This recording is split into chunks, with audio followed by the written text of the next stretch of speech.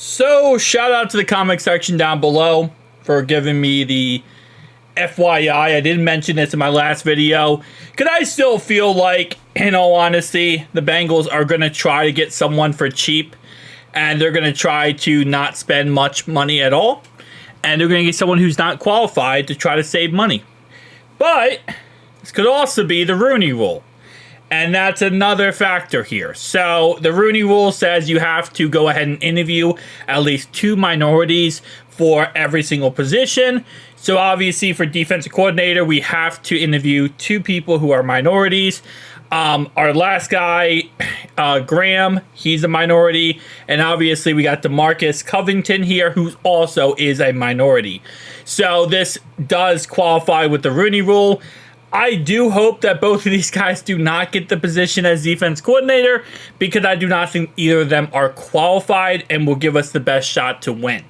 I said in my comic section, and I'll kind of say it again, I wouldn't mind if again, the Rooney Rule is set in place so that teams have to, be fair with everyone, right? And if that's the case, why not interview Gerard Mayo? Gerard Mayo is a great coach. He's an amazing coach.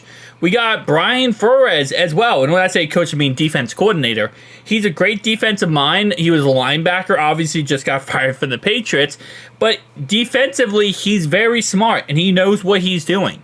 Obviously, again, Brian Flores, Vikings coach, defense coordinator, another option. I mean, there's other options available that are minorities, rather than just going with 2 guys where I just feel like it's very obvious, blatantly obvious, unless, again, the Bengals are trying to be cheap and trying to get these guys for nothing, that we're not going to go for these guys.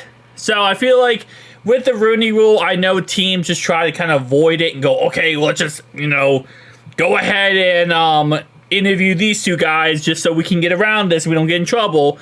But in reality, you should also be interviewing people that you think are good for your position, good for the defensive coordinator job, not just trying to get around a rule, because I feel like that's not really fair to the people you're interviewing, right? Because it's like, okay, well, guys, guess what? I'm going to interview you, but I don't really want you for this job. It's just I have to. Then it kind of defeats the purpose of the Rooney Rule. Again, I know that's what they're doing, but it's just, it's if you think about it, it's really messed up, because you shouldn't be trying to avoid the rule.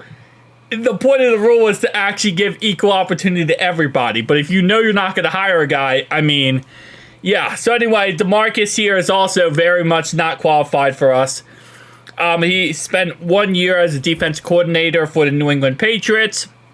The rest of it was a defensive line coach, outside linebackers coach, coaching assistants, and so on and so on. And again, like I said, it's nothing against him. It's just the fact that he doesn't have a long track record, and we need someone who can come in with a good track record and get the job done, right? And that's why I said before, Gerard Mayo. Now, Gerard Mayo doesn't have a very long track record of defensive coordinator, but he does have a very good track record of linebacker coach, and he also is a player. Obviously, that's kind of takes into consideration a little bit.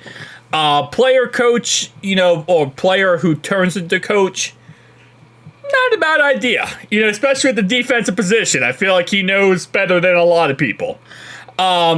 This guy was not a defensive player at any time in his, life. So that's kind of where I would say on that front. But again, like I said, there's other options available. I hope this is just part of this whole Rooney Rule thing where we're not, thinking about these 2 guys and we have somebody else in mind. Because again, Dennis Allen, Robert Saleh, Gerard Mayo, there's a lot of options we talked about earlier. And I think there's a lot of good options. So let's go ahead and make sure we don't mess this up and we actually get someone good, right? I get it. They're trying to kind of finesse around the Rooney Rule. But now that I guess you finessed it, because I believe you had to interview at least 2 people, minorities, which they literally interview the first 2 people are minorities. I just feel like that's, I don't know. Again, maybe, I just don't feel like that's right.